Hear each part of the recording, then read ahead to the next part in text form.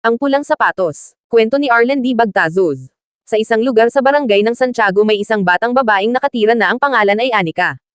Si Anika ay ulila na ng lubusan. Namatay ang kanyang ama sa malubhang sakit. Ang kanyang ina naman ay pumanaw dahil sa aksidente noong 3 taong gulang pa lamang siya. Kinupkup siya ng kanyang tiyahin na si Amanda na ubod naman ng sama ang ugali. May nag-iisang anak, ang kanyang tiyahin. Ito ay ang kanyang pinsang si Benita. Masama rin ang ugali ng kanyang pinsan na ito, palaging pinapagalitan at minamaltrato si Anika ng kanyang tiyahin at pinsan.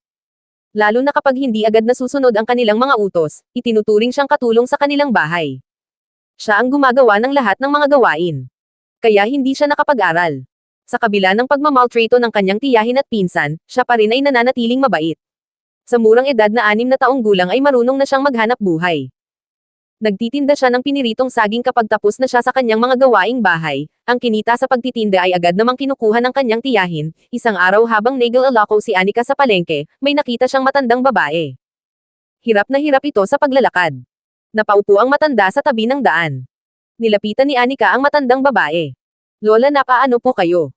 Hindi agad nakasagot ang matanda sa tanong ni Anika. Okay lang po ba kayo?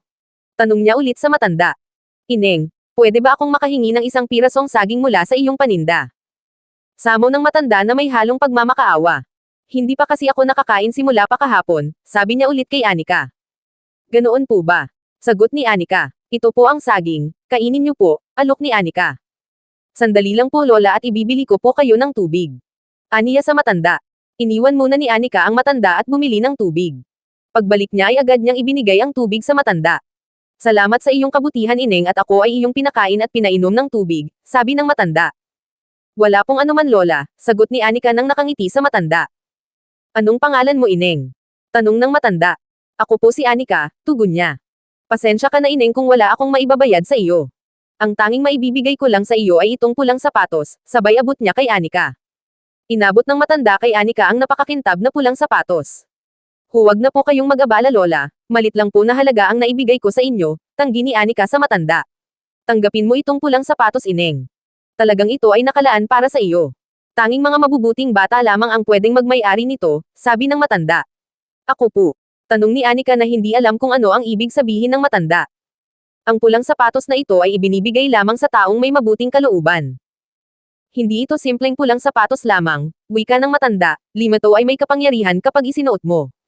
Kaya nitong ibigay ang lahat mong hilingin, sabi ng matanda. Talaga po? Tanong ni Anika. Oo ineng, sagot ng matanda. Gumagana lamang ito kapag isinuot mo, sabi ng matanda. Tandaan mo, ibinibigay lamang ng pulang sapatos na ito ang mga bagay na nakakatulong sa kapwa, paalaala ng matanda, at biglang naglaho ang matanda na parang bula. Habang pauwi na si Anika sa kanilang bahay may nakasalubong siyang batang pulubi. Awang-awa si Anika sa bata dahil ang payat-payat nito at tila ba hindi nakakain ng ilang araw, naisipan ni Anika ang sabi ng matanda. Kanyang isinuot ang pulang sapatos. Hiniling niya dito na sana bigyan siya ng pagkain at ito ay nagkatotoo. Pagdating niya sa bahay, nabalitaan ng kanyang tiyahin at pinsan ang pagtulong niya sa matanda at sa batang pulubi. Napagtanto ni Amanda at Benita na may gininto ang puso si Anika. Mula noon, itinuring na si Anika na kapamilya nina Amanda at Benita. Patuloy pa ring ginagamit ni Anika ang pulang sapatos para sa mga taong nangangailangan.